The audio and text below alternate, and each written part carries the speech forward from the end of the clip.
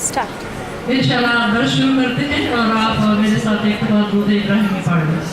اللہم صلی علی محمد وعلی آل محمد کما صلیت علی ابراہیم وعلی آل ابراہیم انک حمید مجید. اللہم بارک علی محمد وعلی آل محمد کما بارکت علی ابراہیم وعلی آل ابراہیم انک حمید مجید. اعوذ باللہ السمیع العلیم من الشیطان الرجیم. بسم اللہ الرحمن الرحیم. سبحان اللہ وبحمدہ عدد خلقہ ورضا وزینت عرشہ ومداد کلمات. اللہم صلی علی سیدنا محمد النبی الامی وازواجہ امہات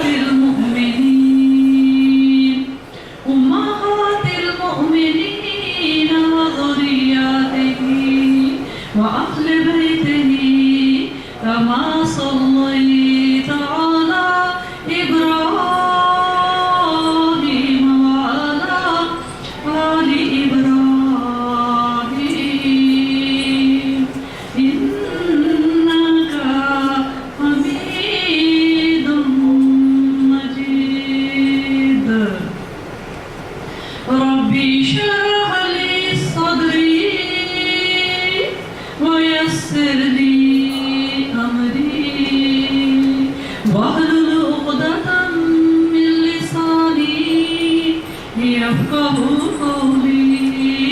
رب زدنا علما ربنا تقبل منا.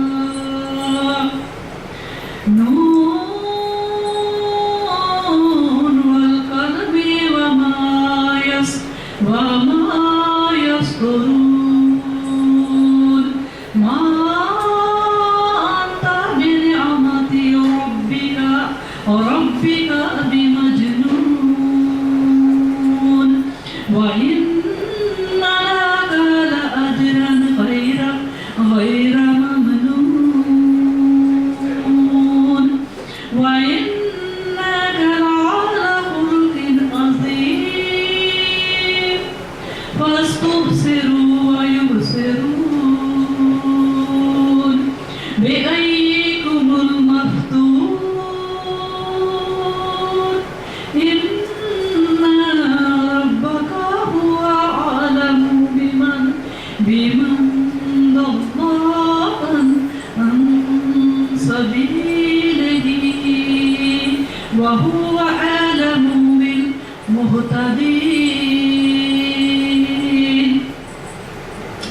میں نے آپ کے سامنے سورۃ القلم کی پہلی 7 آیات کی تلاوت کی ہے.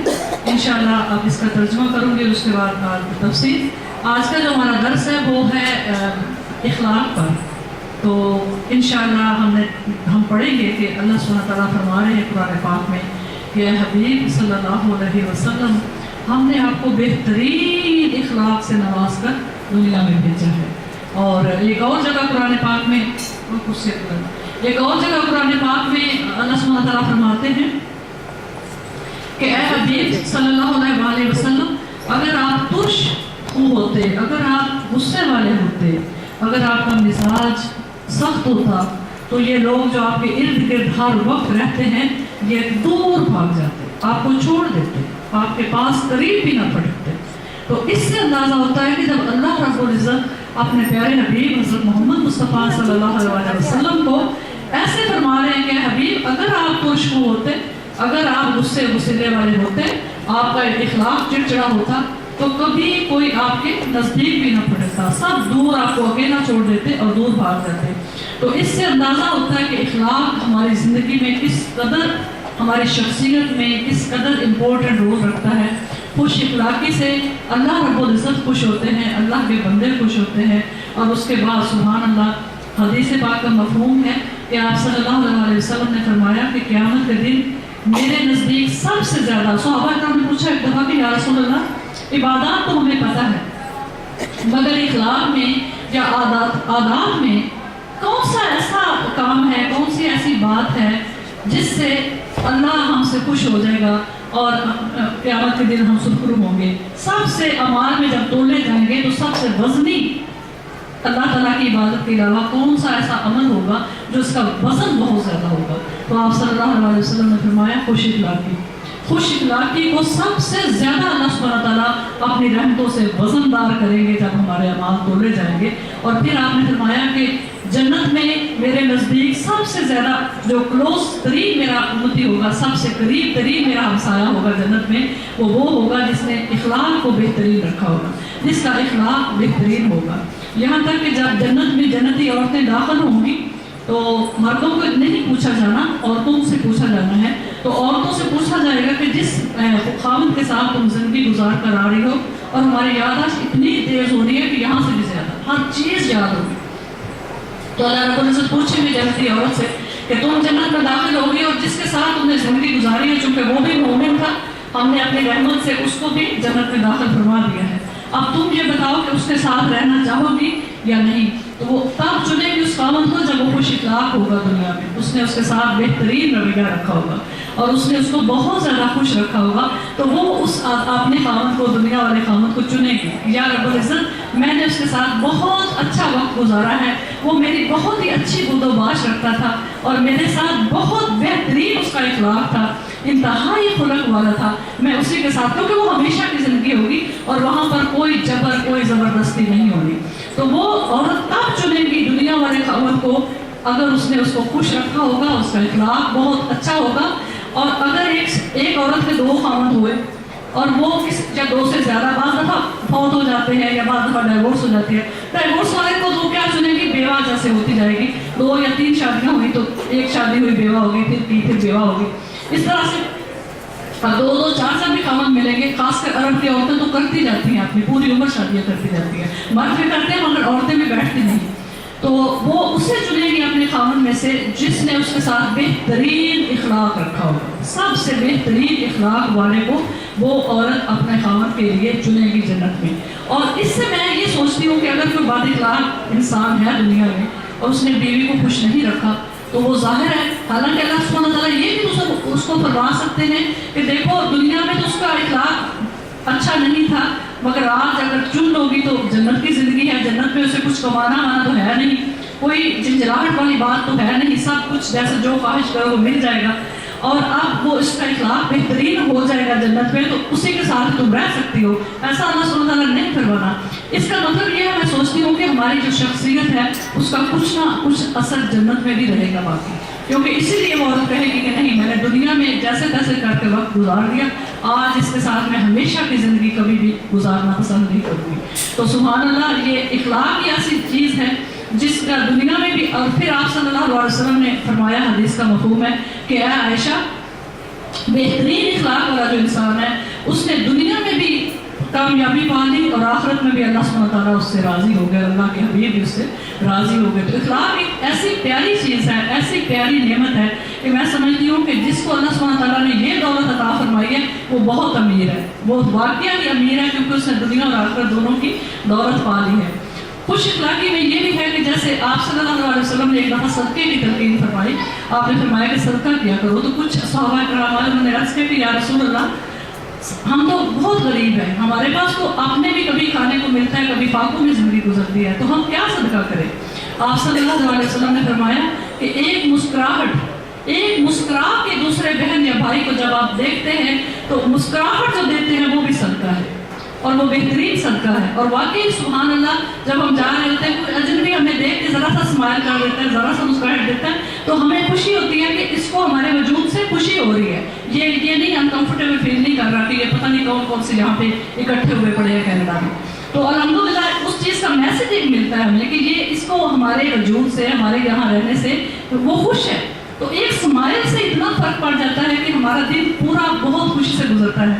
تو سبحان اللہ, واقعہ یہ خوش اخلاقی جو ہے اس سے بڑھ کر کوئی عمل نہیں. اور اب میں ان آیات کی ترجمہ کرتی ہوں انشاءاللہ. جو بہنیں نہیں آئی ہیں, ہم نے سورۃ قلم کی پہلی 7 آیات کی تلاوت کی ہے اور اب ان کا انشاءاللہ ترجمہ. اور آج کا ہمارا جو عنوان ہے, جو درس ہے, وہ اخلاق پر ہے.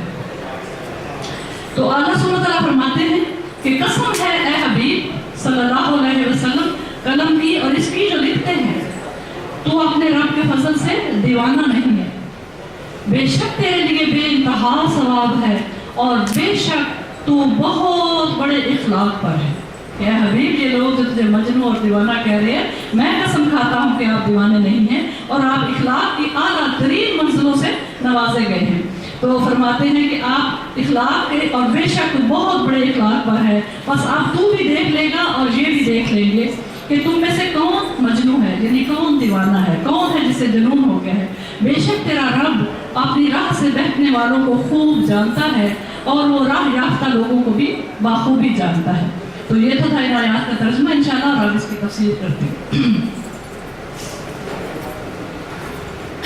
ہم نے یہاں پڑھا کہ اللہ سبحانہ وتعالیٰ قسم کھا رہے ہیں. دیکھیں, اللہ سبحانہ وتعالیٰ اپنی خلقت کی کسی بھی چیز کی قسم اٹھا سکتے ہیں. اللہ سبحانہ وتعالیٰ آسمان کی قسم, ستاروں کی قسم, انسان کی قسم, جنوں کی قسم, جس کی دل چاہتا ہے ہم قرآن پاک میں پڑھیں گے. اللہ سبحانہ وتعالیٰ اپنی کریشن, اپنی خلقت میں سے جسے چاہے اس کی قسم کھا سکتے ہیں, لیکن چونکہ وہ رب ہے. لیکن ہم جب قسم کھائیں گے تو ہم اللہ کے سوا کسی اور شے کی قسم نہیں اٹھا سکتے. یہ شرک ہوگا, کیونکہ بعض دفعہ کوئی ایسی چیز پہ ہم صفائی کے لیے چاہتے ہیں کہ ہمیں صفائی, ہمارا دل سکون پا جائے کہ یہ بات نہیں ہوئی, تو اپنی صفائی میں بعض دفعہ بہنیں بھائی اپنے بچوں کی قسمیں کھاتے ہیں. بعض دفعہ ان سے کہا جاتا ہے کہ بچے کے ساتھ پہ ہاتھ رکھو, قسم کھاؤ, پھر مجھے یقین آ جائے گا. تاکہ ہمیں یہ ہوتا ہے کہ اس کو بچہ بہت پیارا ہے تو یہ نہیں چاہے گا بچے پر کوئی زوال آئے. لیکن یہ شرک ہے اور اس سے ہمیں توبہ کرنی ہے. اگر ہم نے ماضی میں کوئی قسم اللہ کے سوا کسی اور کی کھائی ہے تو اللہ تعالیٰ سے ہم استغفار کریں, توبہ کریں, اور اللہ سبحانہ تعالیٰ بخش دے گے انشاءاللہ.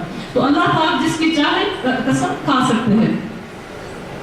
فرماتے ہیں کہ یہاں سے نون جو ہے وہ فرماتے ہیں نون کیا ہے, ہم نے پڑھا نا نون, تو فرماتے ہیں نون کیا ہے, اس سے مراد وہ بڑی مچھلی ہے جو ایک محیط عالم پانی پر ہے. بہت بڑی مچھلی ہے جو ایک محیط عالم پانی پر ہے, جو 7 زمینوں کو اٹھائے ہوئے ہے. 7 زمینیں مچھلی کی پشت پر کھڑی ہیں. اتنی بڑی مچھلی اللہ سبحانہ تعالیٰ نے بنائی, تخلیق فرمائی کہ 7 زمینیں اس کی بیک پر, اس کی پشت پر قائم ہیں. سبحان اللہ. ابن عباس رضی اللہ تعالیٰ عنہ سے مروی ہے کہ سب سے پہلے اللہ تعالیٰ نے قلم کو پیدا کیا. سب سے پہلے کیا چیز پیدا ہوئی؟ قلم. قلم کو پیدا کیا اور اس سے فرمایا لکھ. اس نے کہا کیا لکھوں؟ فرمایا تقدیر لکھ, تقدیر لکھ ڈال. پس اس دن سے لے کر قیامت تک جو کچھ ہونے والا ہے اور اس قلم پر جاری ہو گیا. پھر اللہ تعالیٰ نے مچھلی کو پیدا کیا. سبحان اللہ. ہم جو سمجھ رہے ہیں کہ ابھی اللہ تعالیٰ ہماری تقدیریں بنا رہے ہیں یا جو ہمیں مل رہا ہے وہ ابھی, یہ ہمارے انسان کی پیدائش سے 50,000 سال پہلے, اور وہ 50,000 پوری سال ہیں, یہاں کے سال نہیں. ان سے پہلے اللہ سبحانہ تعالیٰ نے قلم کو پیدا فرمایا اور قلم کو فرمایا کہ لکھ. اس نے پوچھا کیا لکھوں؟ ہم سب کی تقدیریں, جو کچھ ہمیں مل رہا ہے, ملا ہے, ملے گا, وہ سب کچھ طے شدہ لکھا جا چکا ہے. ایک چیز 2 طرح کی تقدیر ہے, ایک وہ ہے جو ٹل نہیں سکتی اور ایک وہ ہے جو ہماری دعاؤں سے, ہمارے صدقات سے ٹل جاتی ہے. اور وہ میں نے بعض بہت درسوں میں بتایا ہے کہ ایسا ہے کہ جیسے کہ مصیبت ہمارے مقدر میں لکھی ہوئی تھی, لیکن ہم نے دعا کی, وہ دعا جو ہم مانگ رہے تھے وہ تو ہمیں نہیں ملا, مگر وہ لکھی ہوئی مصیبت اللہ نے ہماری دعا کے صدقے ٹال دی. نیچے سے دعا جاتی ہے, اوپر سے تقدیر آ رہی ہوتی ہے, دونوں کا ٹکراؤ ہوتا ہے راستے میں, دونوں لڑتی ہیں. جو جس چیز پر غالب آ جاتی ہے وہی ہوتا ہے, وہی مطلب ایک واقعہ ہو جاتا ہے. تو دعا اور صدقہ اور دعا, یہ دونوں چیزیں ہماری مصیبتوں کو, ہماری بلاؤں کو, ہمارے نصیب میں لکھی ہوئی جو سختی ہیں ان کو ٹال دیتی ہے. تو فرماتے ہیں پھر اللہ تعالیٰ نے مچھلی پیدا کی اور پانی کی بخارات بلند کیے, جس سے آسمان بنے اور زمین کو اس مچھلی کی پیٹھ پر رکھا. پھر مچھلی پہلے قلم پیدا فرمایا, قلم سے فرمایا کہ لکھ, اور قیامت تک آنے والے حالات اس سے لکھوا ڈالے. اس کے بعد مچھلی کو دوسرا کیا چیز پیدا کی؟ مچھلی. مچھلی کو پیدا کیا جس سے آسمان اور زمین کو اس مچھلی کی پیٹھ پر رکھا. مچھلی نے حرکت کی. فرماتے ہیں کہ جب مچھلی کو اوپر آسمان اور زمین کو رکھا تو مچھلی نے حرکت کی, ہلی. मछली ने हरकत की जिससे ज़मीन भी हिलने लगी, बस ज़मीन पर पहाड़ गाड़ कर इसे मजबूत और साकत बना दिया। फिर आपने इस आयत की तिलावत की। इब्ने अबी हातिम, ये जो हदीस मैंने आपको बताई, ये इब्ने अबी हातिम की हदीस है। मसनद अहमद वगैरह में है कि जब हज़रत अब्दुल्ला बिन सलाम रज़ी अल्लाह ताला अन्हु को खबर मिली, ये यहूदी आलम थे, अब्दुल्ला बिन सलाम यहूदियों के बहुत बड़े आलम थे और मदीना मुनव्वरा में रहते थे। जैसे हम जानते हैं कि यहूदी वहाँ रहते थे आखिरी नबी की आमद के लिए, आखिरी नबी को वेलकम करने के लिए, लेकिन समझते ये थे कि आखिरी नबी हज़रत इसहाक़ अलैहिस्सलाम की पुश्त से आएगा। लेकिन जब आप सल्लल्लाहु अलैहि वसल्लम हज़रत इस्माईल अलैहिस्सलाम की पुश्त से चले तो उनको ये बहुत ज़्यादा तकलीफ हुई और उन्होंने आपका इनकार कर दिया। हालांकि तमाम निशानियाँ उनके पास मौजूद थी, मगर सिर्फ इस हसद की वजह से कि नहीं, क्योंकि हमारे सारे नबी बनी इसराइल के हज़रत इसहाक़ अलैहिस्सलाम से आए हैं, तो हम इस इस्माईल अलैहिस्सलाम की नबूवत से जो उनकी पुश्त से एक नबी आया है वो आखिरी, तो हम इस नबी का इनकार करते हैं। मगर अल्लाह ताला ने 5 उलमाए किराम को सादत बख्शी जो यहूदियों के बहुत बड़े आलम थे, जो यहूदियत के भी आलम थे, फिर उन्होंने इस्लाम कबूल करके इस्लाम के भी आलम बने। तो ये अब्दुल्ला बिन सलाम रज़ी अल्लाह तआला अन्हु भी एक यहूदी आलम थे। अब ये वाक़या फरमाते हैं कि जब आप सल्लल्लाहु अलैहि वसल्लम मदीना में तशरीफ़ लाए तो ये आपके पास आते हैं और क्या पूछते हैं। जब हज़रत अब्दुल्ला बिन सलाम रज़ी अल्लाह तआला अन्हु को खबर मिली कि रसूल अल्लाह सल्लल्लाहु अलैहि वसल्लम मदीना आ गए हैं, तो वो आपके पास आए और बहुत कुछ सवालात किए, काफ़ी सवालात करने शुरू कर दिए। कहा कि मैं वो बातें पूछना चाहता हूँ जिन्हें नबियों के सिवा और कोई नहीं जानता। इन्होंने कहा हज़रत अब्दुल्ला बिन सलाम ने कि मैं आपसे आपका इम्तहान लेना चाहता हूँ और वो बातें पूछूंगा जिन्हें अल्लाह के नबी के सिवा और कोई नहीं जानता। आपने फरमाया पूछो। इसने कहा कि क़यामत की पहली निशानी क्या है? आप मुझे ये बताएं कि क़यामत की पहली निशानी क्या है? इम्तहान ले रहा है। और जन्नतियों का यानी बहिश्तियों का पहला खाना क्या होगा? और क्या वजह है कि कभी बच्चा अपने बाप की सूरत में होता है और कभी अपनी माँ की सूरत में? आप सल्लल्लाहु अलैहि वसल्लम ने फरमाया ये बातें अभी अभी जिब्राईल अलैहिस्सलाम ने मुझे बता दी हैं। इब्ने इस्लाम यानी अब्दुल्ला बिन सलाम कहने लगे फरिश्तों में से यही फरिश्ता है जो यहूदियों के सख्त खिलाफ है, यहूदियों का दुश्मन है। हज़रत जिब्राईल अलैहिस्सलाम को यहूदी बिल्कुल अच्छा नहीं मानते थे, कहते थे हमारे लिए सख्त पैगाम लेकर आए हैं। मेकाईल अलैहिस्सलाम को बहुत अच्छा रहमत का फरिश्ता मानते थे। आपने फरमाया सुनो, क़यामत की पहली निशानी एक आग का निकलना है। एक आग निकलेगी जो लोगों को मशरक़ की तरफ से मगरब की तरफ ले जाएगी। मशरक़ की तरफ से निकलेगी आग और उस आग से डरते हुए लोग उसके आगे आगे भागेंगे और वो जैसे कांटों में भागेगी और भागाते भगाते मशरक़ से लेके मगरब तक उनको धकेल देगा। ये क़यामत की सबसे पहली निशानी है। फरमाया जो लोगों को मशरक़ की तरफ से लेके मगरब की तरफ ले जाएगी। और जन्नतियों का पहला खाना मछली की कलेजी की ज़्यादती है, यानी भुनी हुई मछली की कलेजी मिलेगी। और मर्द का पानी औरत के पानी पर जब साबिक आ जाए, यानी ज़्यादा ताकत वाला हो तो लड़का होता है, और जब औरत का पानी मर्द के पानी पर सबकत कर जाए तो वो लड़की होती है, यानी वो भी उसको खींच लेती है। और शक्ल का भी आपने यही फरमाया। उन्होंने पूछा कि कभी बच्चा माँ की शक्ल पर होता है, कभी बाप की, क्या वजह है? तो आपने यही जवाब दिया कि अगर जब लुत्फा जो है मर्द का ज़्यादा ताकत वाला होगा तो शक्ल बाप पर होगी, चाहे वो लड़की भी है। और अगर औरत का लुत्फा जो है वो ज़्यादा पावरफुल होगा, ज़्यादा ताकत वाला होगा, तो शक्ल माँ पर होगी। तो ये जब उन्होंने निशानियाँ सुनी तो उन्होंने कहा अशहदु अल्ला इलाहा इल्लल्लाह व अशहदु अन्ना मुहम्मदन अब्दुहु व रसूलुहु। मैं गवाही देता हूँ कि अल्लाह के सिवा कोई माबूद नहीं, और मैं ये भी गवाही देता हूँ कि आप अल्लाह के सच्चे रसूल हैं। ये उन्होंने टेस्ट लिया, चूँकि उनकी किताबों में भी यही था इन सवालों के जवाब, तो उन्होंने कहा इन सवालों के जवाब अल्लाह के सच्चे नबी के अलावा कोई नहीं जानता। तो अल्हम्दुलिल्लाह आपने उनको जवाब दिए। इब्ने जरीज रहमतुल्लाह अलैह फरमाते हैं कि मुझे खबर दी गई है कि यह नूरानी कलम 100 साल की पुरानी रखता है। जिस कलम से अल्लाह सुब्हानहू तआला ने जिस कलम को हुक्म दिया कि लिख, और उसने लिख डाला हमारे मुकद्दरों में जो कुछ है क़यामत तक के हालात, तो उसकी वो लंबा कितना है? इतना लंबा है जैसे 100 साल की सफ़र करे तो इतना लंबा बनता है, इतना लंबा वो कलम है।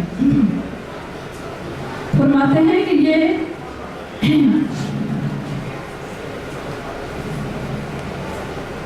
अच्छा, हसन और कतादा भी यही फरमाते हैं। फिर हज़रत इब्ने अब्बास फरमाते हैं कि अल्लाह ताला ने नून यानी दवाब को पैदा किया। एक नून तो मछली होगी اور ایک تفسیر میں ہے کہ یہ دوات کو اللہ سبحانہ تعالیٰ نے نور شروع فرمایا ہے. نور یعنی دوات جس میں سیاہی ہوتی ہے، اور پھر قلم یعنی پین، جب وہ قلم جس سے لکھا گیا ہماری تقدیریں. فرماتے ہیں کہ اللہ تعالیٰ نے نور یعنی دوات کو پیدا کیا اور قلم کو پیدا کیا. پھر فرمایا لکھ. اس نے پوچھا کیا لکھوں؟ فرمایا جو قیامت تک ہونے والا ہے، اعمال خواہ اچھے ہوں یا خواہ برے، روزی خواہ حلال ہو یا خواہ حرام ہو.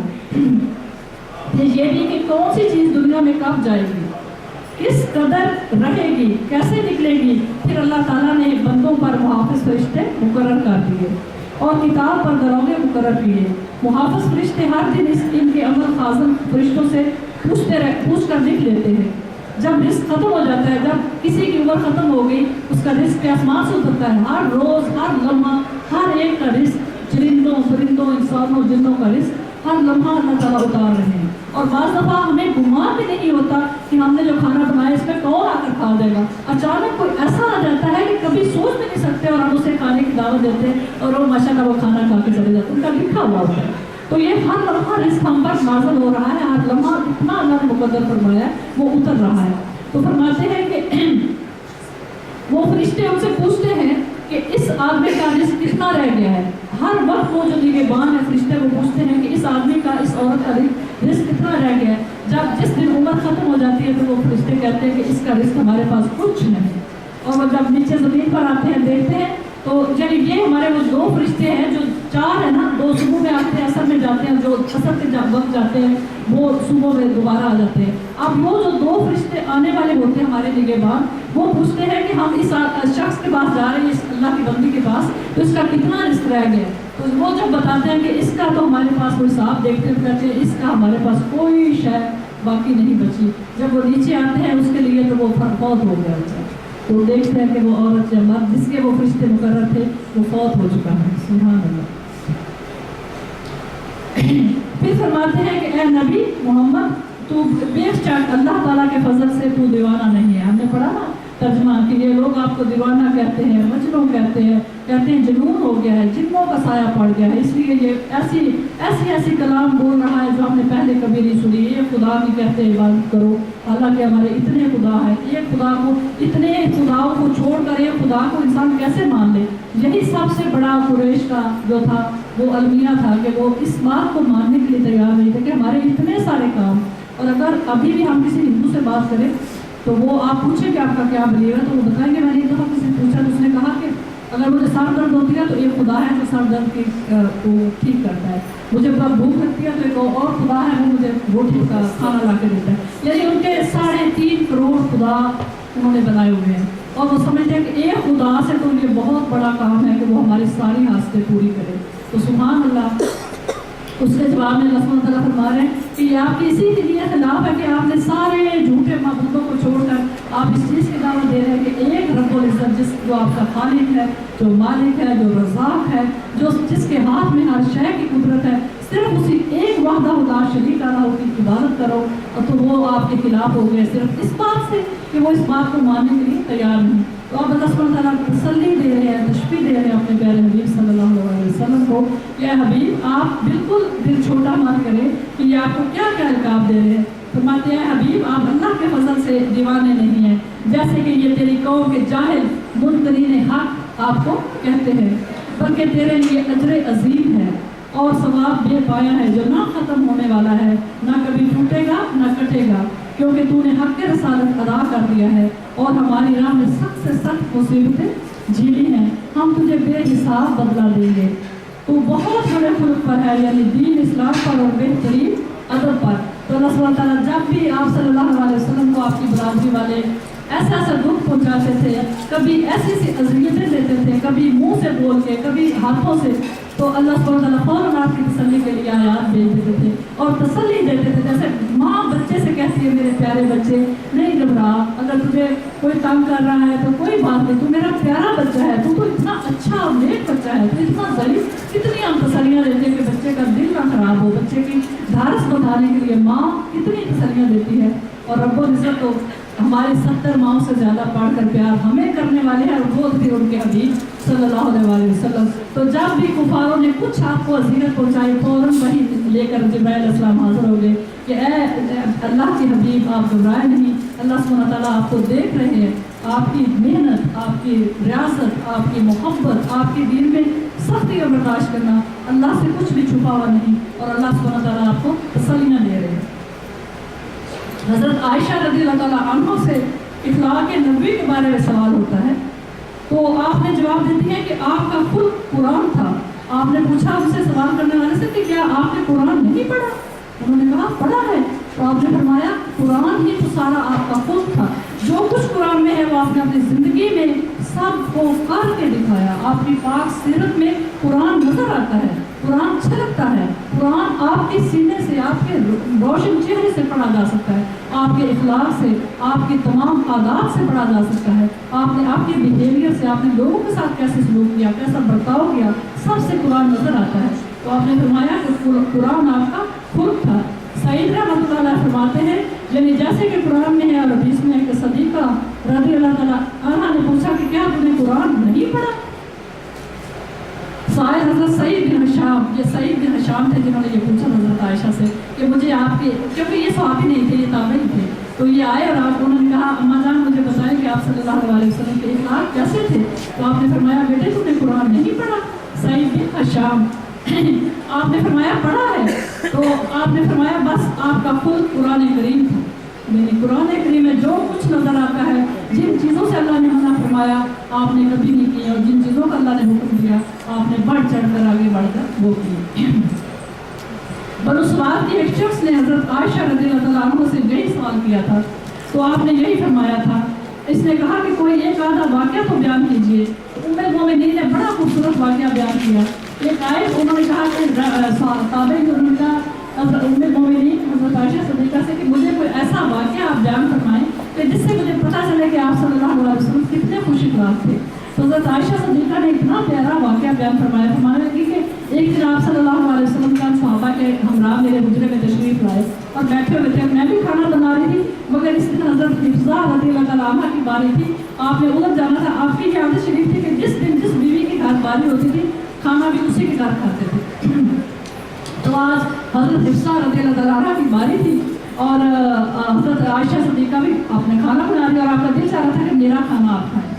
तो अब हुआ क्या कि अभी ये खाना बना रही थी हज़रत हिफ्ज़ा की जो कनीज़ है, वो खाना लेकर प्याले में, प्याला चीनी का होता था या मीठी चीनी का, उसमें उन्होंने खाना भेजा या खाने का वक्त हो गया, तो आप सल्लल्लाहु अलैहि वसल्लम तशरीफ़ ले ला रहे तो साथ साथ गुजरे थे, उसने हज़रत हिफ्ज़ा ने भेज दिया खाना इधर के, चले वही खा लें। हज़रत आयशा जब अपनी कनीज़ को कहा कि वो खाना ला रही और तुम उठो और जाकर उसको ऐसे एक्सीडेंटली नीचे फेंको कि वो गिर जाए और टूट जाए और ये खाना आप सल्लल्लाहु अलैहि वसल्लम नहीं खाया, क्योंकि सौतन थी ना, फिर भी बेशक वो इंसान थी, सौतने थी और मोहब्बत करती थी सारी आप सल्लल्लाहु अलैहि वसल्लम से। तो इसी तरह वो कनीज़ आई और उसने जानबूझकर ऐसे टक्कर मारी कि वो बेचारी कर गिर गया प्याला और सारा टूट गया।